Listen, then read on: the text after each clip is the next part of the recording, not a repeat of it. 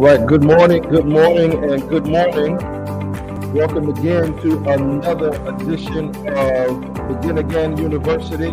We're gathering this morning and sharing just a little bit from our weekend. Has it been powerful this weekend so far? Good. I'm glad that we're able to learn a few things. I'm just sharing and welcoming in some of our streaming audience as well on this morning and making sure that we get everybody connected in with us on today. And I'm glad that we had this time together and had a chance to spend some time together with each other so that we can have a chance to actually learn and be able to grow. All right. So, what we've done this weekend is this weekend has been called Leadership Weekend. And what we've really focused in on is leadership that begins within. And as I always say, all leadership really gets started from the standpoint where leadership doesn't really begin unless you take time to start from within inside you, right? And so before I kind of get into today's teaching for a little bit today, let me do a few housekeeping things about what Begin Again University is and what it is not. So Begin Again University is a coaching, training, and skill building consortium of consultants, professionals, and practitioners. Now, I might be the only one right now. Go ahead to that next screen. It's fine. Go to that next one. Um, I might be the only one that's involved in teaching right now, but I won't be always. We're going to have people in different skill areas and different skill sets that will be teaching in different areas that will do pretty good and will do pretty well. And so, one of the things that we want to make sure that's important is this, and that is that we're understanding we're on a three-quarter system. So everybody say that with me: three-quarter system. So with us being on a three-quarter system, what that means is that we're going to gather three different times of year. Like this weekend is an event weekend where we kind of set up the topic area for the next 8-week class. And then in between those classes, we'll get together to do the actual time period of gathering together for the next type of curriculum that we'll have. Leave it right on the screen. It is. I'm going to come and help you. So with the curriculum that we actually have, within that curriculum, what we end up doing is we take time to actually walk through the moments of where we are looking at how we gather together to look at how well we can train better. So in that training, that what that will do for us is help us get a good look at how well we can skill build in some areas and how well the areas can actually develop and grow in some areas. How many of y'all look forward to growing? Yeah, I'm looking forward to being able to grow so that we actually get better with the moments that we've had to be able to share together. As soon as I kind of get the staging back together here for a second, I'll come right back. Keep tuning in. We are here, but I want to make sure that you guys are able to see me just as well as I'm able to see you. Just give me just a second.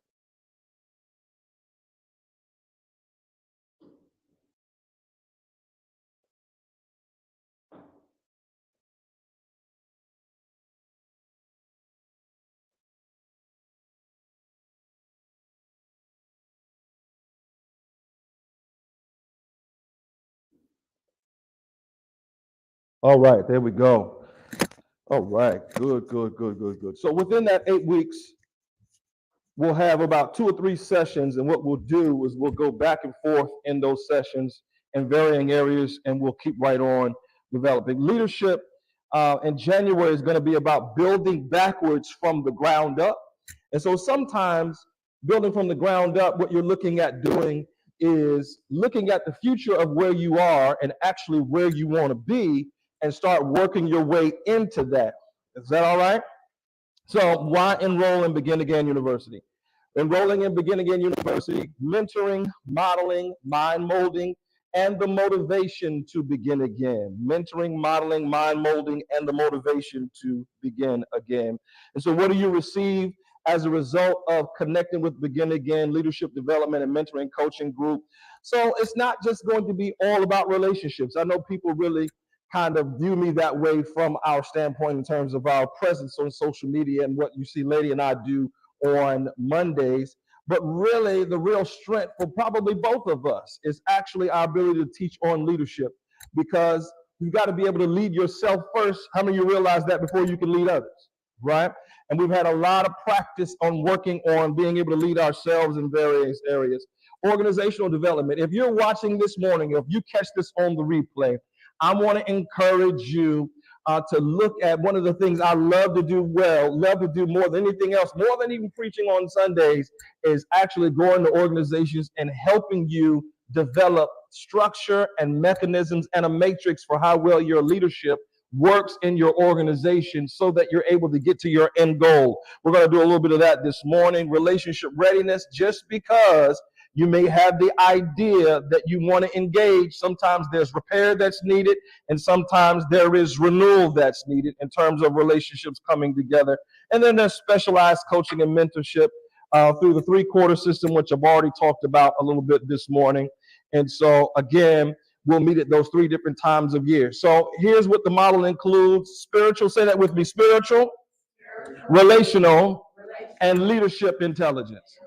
I want you to have an intelligent and being able to make intelligent decisions in the areas of your spirituality, relationships one to another, or in the area of being able to lead yourself so that you can lead well in different contexts that increase your capacity. So I want to encourage everyone who's watching to become a member today simply by visiting us at beginagain.tv. 3 different platform areas whereby which you can join in terms of the grouping, and that will determine what actually comes to you in terms of content. And so it's monthly training with me that happens each month, and sometimes weekly lunch and learns where we'll begin to pop up right on the whatever platform you're watching on right now, whether it's Twitter or the Begin Again Youth mentoring and coaching group or the Begin Again University Facebook fan page.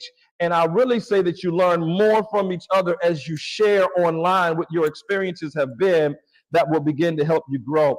So we're right into, I believe, night 3 right now. And what we're talking about is our ability of understanding that leadership begins within. We've talked about being regimented. We've talked about facing reality. And so now, go to that third screen for me. Now we're talking about planning. Somebody say planning. Here's what I want you to understand about planning. Go ahead, one more over. What I want you to understand about planning is an essential key and strategy to cause or causing our destinies to become realities. It's an essential key and strategy that causes our destinies to become a reality. It's often said, and if you've heard this before, that if you fail to plan, you plan on failing, right? That you've got to spend time planning.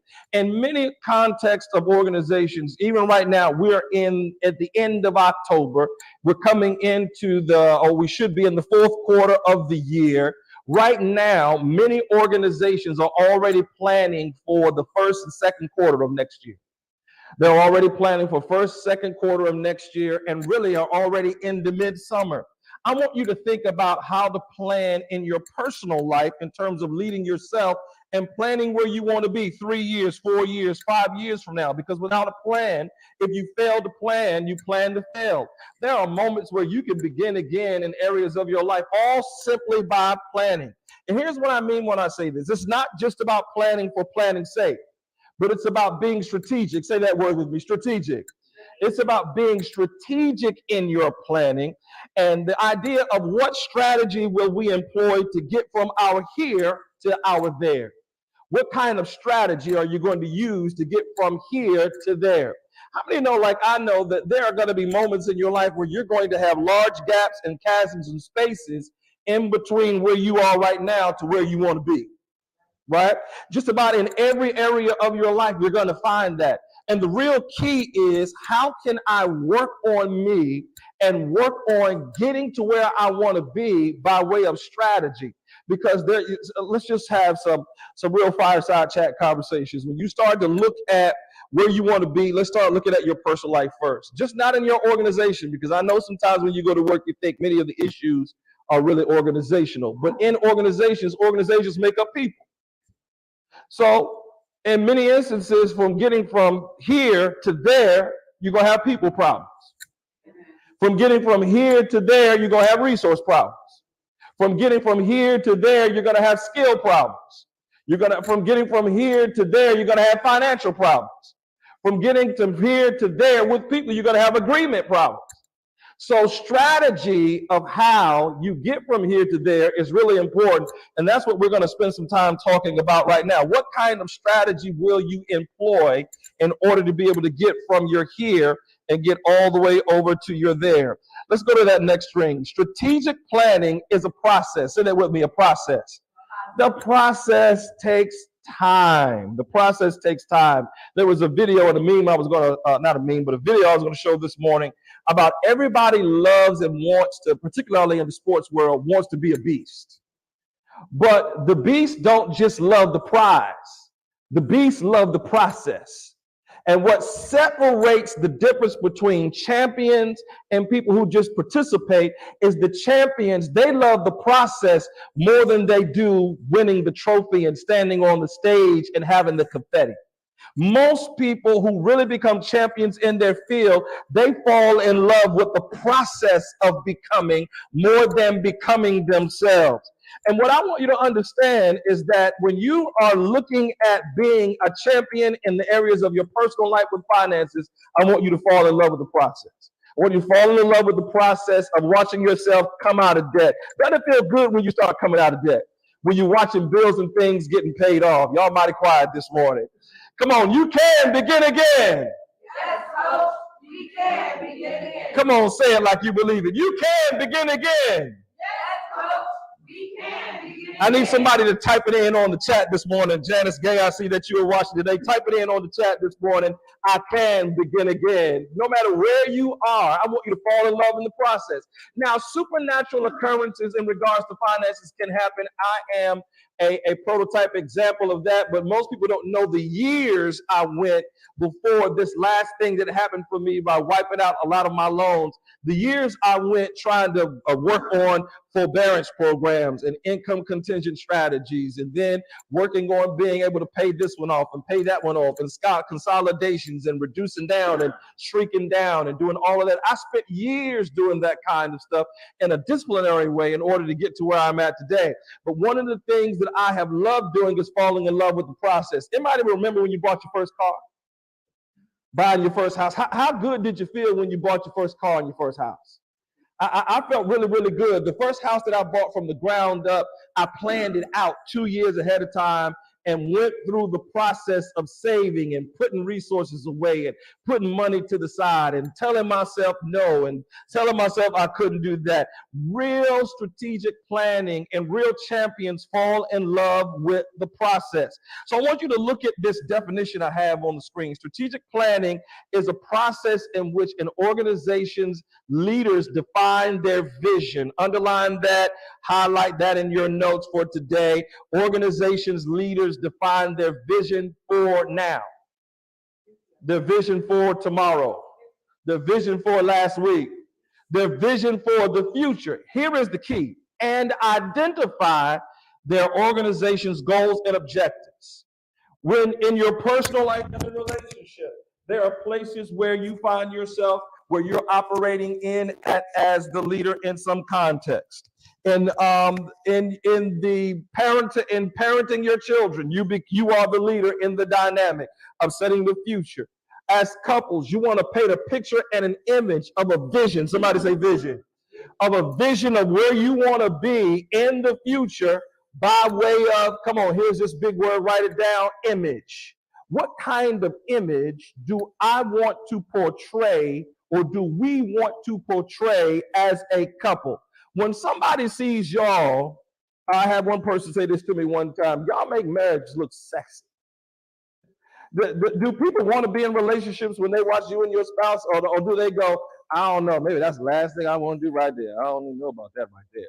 So you want to get to the place where you become appealing. Organizations, personal life, same way. Go to the next screen for me. And so all too often we use strategic planning in organizations, but very rarely do we do strategic planning in our personal lives. In the areas of parenting, you need strategic planning. Relationships and romance, you need strategic planning. Educational pursuits, as you get older, Lady and I are finding out now while we're working on these last degrees that we can't do what we did in these 50s like we did at 30s and 20s. 30s and 20s, you stay out all night, cram 2 hours before the exam, run into that 8 o'clock class, and bang it out and knock it out. 50s, we got to study weeks ahead of time in order for a 10-question quiz. Don't y'all laugh at us. But the difference is the older you get, there are different things that are in your life that weren't in your life in your 20s and in your 30s, that are in your life in your 50s, right? So there's a planning process, financial management, planning process, getting out of debt. I talked about it already, a planning process that's needed in each and every one of those things. Let me go over 7 basic elements. Go to that next screen for me. 7 basic elements that are needed in terms of strategic planning. These are the 7 elements that are needed. Jot these down real quickly. There's vision and there's mission, and the two are not the same. Vision and mission. Vision and mission. Vision has more to do with what and where are we going. Mission has to do with who and how are we going to get there. Vision has to do with what and where are we going. Mission has to do with who and how we are get there. And here's a real trick and key to this. You want to be able to link together what and where with how and who, and have those be married together in syncopation. In other words, they need to be in equilibrium, be in balance. Many times, relationships, organizations fail not because they don't have a great vision, and not even because they don't even understand the who, but the issue is who is going to do the how, right? Who is going to do the how? Therein lies where the issues are. Then there's something in strategic planning called SWOT analysis. How many of y'all been through that before? Yeah, strength, weaknesses, opportunities, and threats. Strength, weaknesses, opportunities, and threats. Things you do well, things you don't do well, opportunities for improvement, opportunities for change, right? And then the threats, the stuff that can cause the organization or the vision or the focus to actually crumble to the ground. And being able to identify those, now watch this, managing in such a way where you limit the threats and increase the opportunities for improvement will help you get to your goal faster. And here's a big word, with sustainability. Say that with me, sustainability. You don't want to just climb the mountain, but you want to stay on top of the mountain. You don't want to just be the champ. You want to be a second time, third time, fourth time, fifth time, sixth time champ, right? You want to be able to stay at the top of your game. And so there are things along the way in strategic planning that will help you stay there. Being married 45, 50, 60 years, ain't that the goal, right? Watching your children do it and be there 45, 50, 60 years, ain't that the goal? Right? I'm at the point now and at the place now in this organization when I'm starting to look to the future, because I realize I've got more years behind me than I do ahead of me. So I'm starting to plan right now for the future. How does what we do in terms of equipping people to empower others to encounter Jesus, what does that look like in 2050? And in 2070, save the Lord if Jesus hasn't yet come, right? So there are some certain decisions that have got to be made now in order for that to be existed then. I know sometimes, particularly in a church dynamic, come in, church community, lean in, let me talk to you all, for those of you who are watching me online. It can't always be about your 4 and no more. It can't always be about your 4 and no more. It can always be about your group, because the intent of the gospel is missional at its core. Go into all the world, right? There's always this going, this preaching, this teaching, this evangelism that happens, because God's intent is that the message would spread out to gather others and to bring them in. Here, I'll prove it to you. Matthew 28, every nation, every tribe, every tongue. That word nation there means ethnos, ethnic groups. Every ethnic group should be gathered together in the harvest. And not just around the world, but in your local context, right? So in order to have that happen, there are certain things in a strategic way that you've got to do in order to get there. Here's a big one, core values, core values, core values. Here's what I want you to write down about core values. Values are, let me get a different word than things. Values are mechanisms whereby which we make decisions. Values are mechanisms whereby which we make decisions. Some decisions you ain't even got to make. because you can have a good look at it and go, that don't line up with my values. But because that don't even line up with my values, I'm not even gonna put myself in that situation. Because watch this, that ain't who I am, right?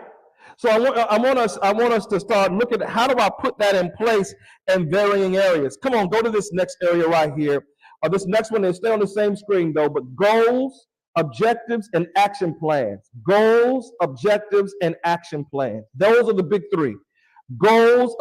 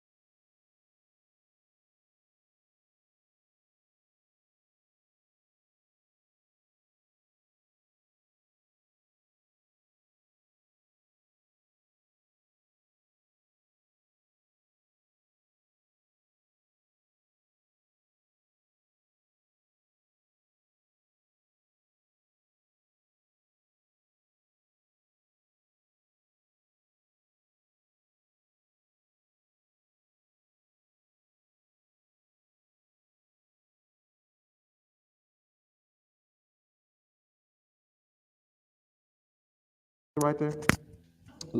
All right, here we go now. Can you hear me now? Everybody that's watching, if you can still hear me, talk to me real quick. As a matter of fact, I'll test it myself. Yeah, there I am right there. Yeah.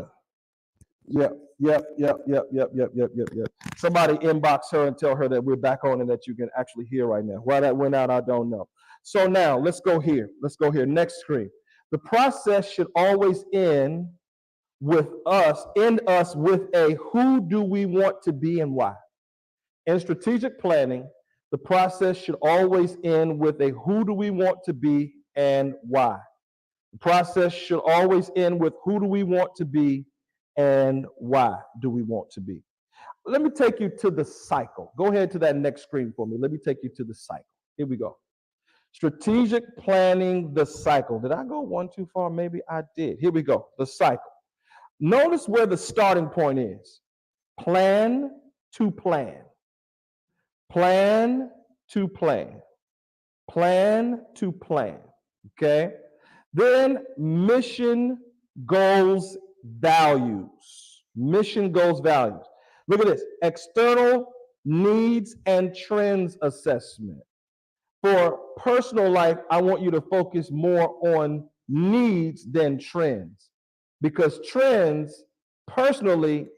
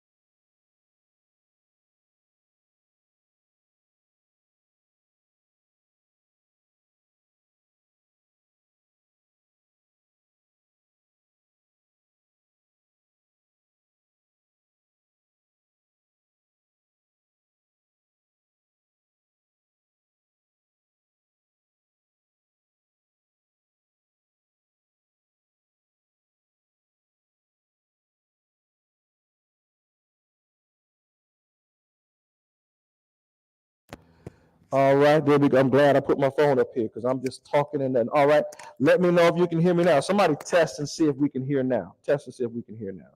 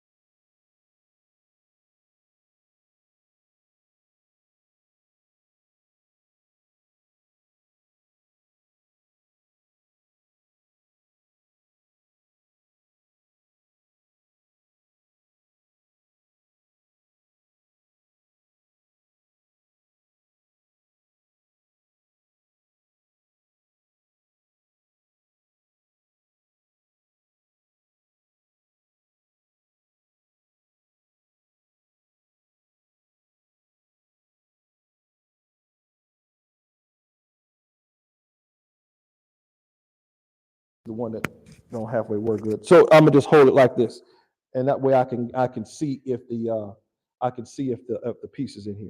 So we're doing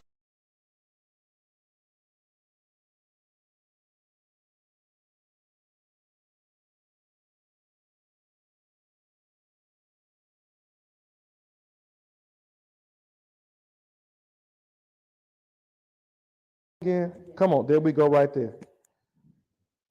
All right, try now. Yeah, I can see the green light is on.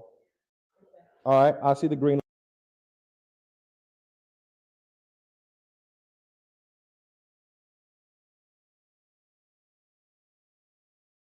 I got this to work. For those of you who are watching, let me encourage you to come right back in January. I'm sorry that our sound issue is not really working well. Oh, I tell you.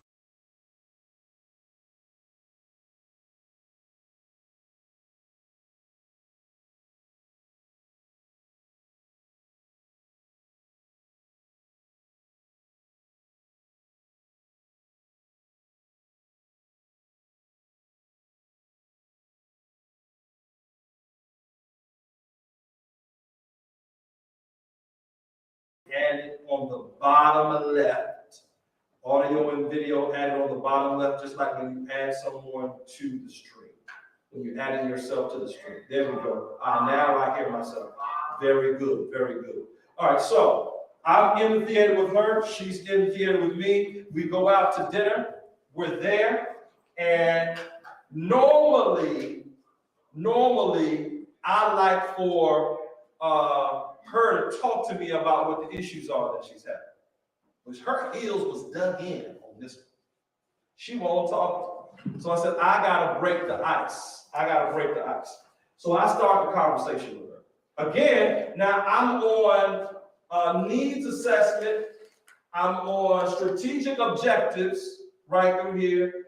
And now I'm dealing with my outcomes and performance measures. So I decide I'm gonna start the conversation, and then she reciprocates back to me in the conversation.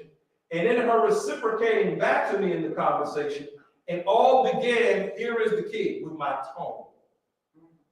My tone had to change. Once my tone changed, then it opened up for her to start to say how she feels. Now, let me come right on down here.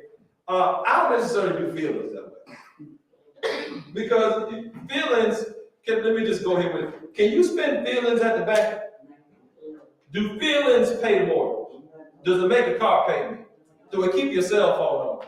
Do it cover tuition? So you understand why I do feelings? But feelings are strategies that create the means and mechanisms for the mortgage to be paid, for the cell phone to be on. You understand what I mean? So if somebody feels good about the moment they're in, they're more likely to trust and connect with you in it, so that now you can maintain the value of maintaining the relationship.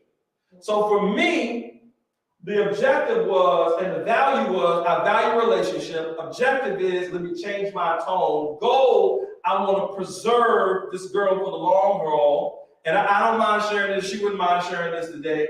And so now, this is the child that came here to present as a young leader, right? And that has sworn me down. I ain't never set foot in your church again. So because I put the work in ahead of time, now the relationship with me and her is good. And right? And she's back to being daddy's girl to me. But it took me to work the change on the tone. Now my wife can tell you, it wasn't easy, because I had to make some shifts in my own values. My values were, you do what I say, when I say, how I say. I had to make a shift in the values to what's more important, preservation of relationship, right?